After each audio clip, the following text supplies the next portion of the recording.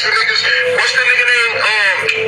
The internet nigga, the troll nigga that's talking about Buster with no rams. I don't know that nigga. Fuck you, you cocksucker. You banned from Chicago. You can't never come here. I stay in New York and Jersey. What's up? You understand what I'm saying? All you internet ass niggas that's really not out here that's doing shit for fun, suck my dick. You feel me? I'm Gary. I'm on that type of time, man. That shit crazy. If y'all ain't feeling that type of way, after seeing the pictures, bro, you ain't human, bro. Motherfucking racist, bro. That shit.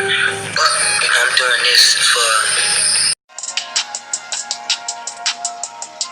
We heard about Zach's murder pretty shortly after it happened from local media, and we started looking into it, and it became clear very quickly that Zach was a journalist, that the types of interviews that he was doing, the types of work he was doing were fundamentally journalistic. The risks to journalists are often very tied to the environment that they're reporting in, and they're often for stories that might seem sort of smaller or more intimate, but often fill these sort of crucial gaps that nobody else is reporting. You would think the police would really try to solve Zach's murder because of who he was, but it's really been swept under the carpet for real.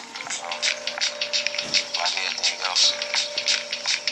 If it had been a white journalist working at a prominent outlet who had a press card and had gone to journalism school, would the response have been different? Would it have been talked about by the authorities and the media?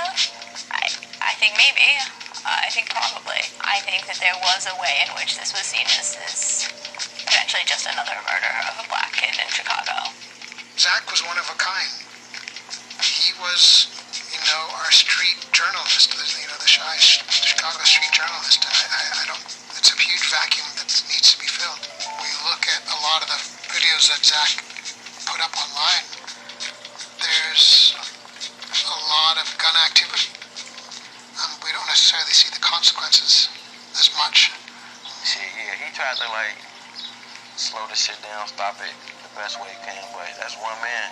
And a lot of motherfuckers young and is mad about the people that they lost. They ain't stopping. Ain't nobody stopping these shorties. Have you ever taken any losses with the gang violence in the city of Chicago? Yeah, man. I lost a brother. I just lost another brother to this shit. You know what I'm talking about? Rest in peace, rest in peace, Nunu. I lost a couple homies, but man, by me being in the streets,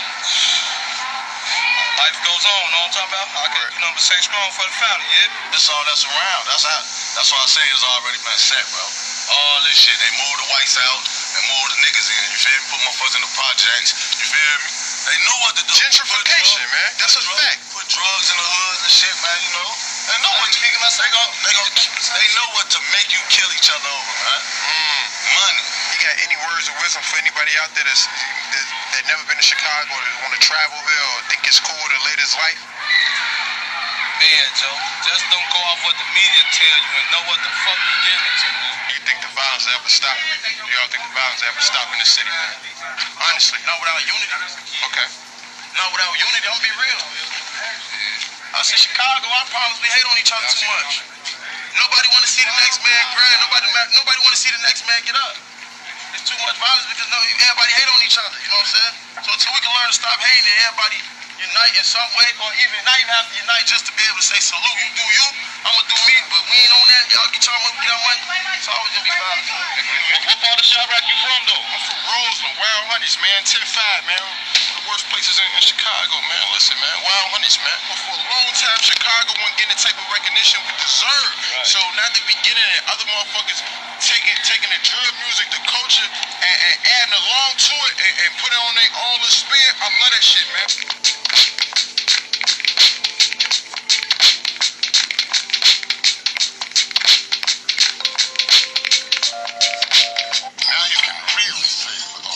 Did a few interviews together, right? Yeah. R.I.P. Zach. R.I.P. Zach TV. When you heard about that news about him getting killed and saw the video and everything else like that, how did you feel? I felt like it was crazy. And whoever did this shit was some bitch ass niggas. You feel me? Cause Zach ain't did shit to nobody. So whoever did that to Zach was hating on Zach. You know what I'm saying? Cause I don't know, for me, who was Zach, And from everybody else knowing Zach, I ain't never heard of Zach to do no fucked up shit to nobody. You feel me? So I don't feel like there's no reason in this world you should even want to do shit to Zach.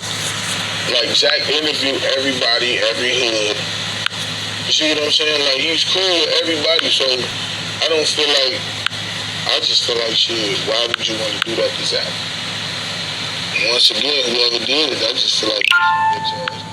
You know, I've talked about this in a few of my interviews with people, you know, because me and Zach, we've talked before. You know, I mean, we were in the same kind of business, so I definitely respected what he was doing. And he gave a lot of the Chicago rappers their first interviews. Yeah. Zach was a cool ass nigga, man. Well, I mean, but the big difference, I think, with what he does and what I do is that, you know, if I do an interview, you'll either come into my studio or, you know, if we're not in the same city, we'll do it over FaceTime. But he pulling up to your shit. Zach ain't trying to hear that shit. Zach in your wood. That's why I said he was different. That's why it's more, like, that's why I say Zach is like, don't get me wrong, you legendary too. Don't get me wrong, but like, I feel like he was legendary as hell. Like this, he pulling up to any fucking environment. Like, he ain't giving no fuck. Like, he ain't got any. Just a cool ass motherfucker who want to put the city on. That's all he was. So, and, you know, I think this is, and I don't know what happened or what the situation was about. I have absolutely no idea, because after he got killed, the dude in the car that was with him got killed as well. So it's, the whole situation is fucking crazy. But, you know, at one point, I made a decision, you know, because in my early days, I used to pull up in any neighborhood. I pulled up in, you know, in fucking Compton on Games Old Block, or I would go to South Central, I would go to fucking Brownsville, you know. Like, I can say that shit now, but Duck paid somebody or whatever to kill T Streets and shit or whatever. And I'm gonna tell y'all one of the person, I can't say the other person's name because he's still alive. Can't Get Right was one of the person who killed T Streets. They left him dead or whatever on the sidewalk and shit. Like, that's why, like, it's crazy, because it's like I just feel like, as far as like T Streets, I feel like he an urban legend because nobody talk about him no more. Nobody talk about T Streets no more. Nobody.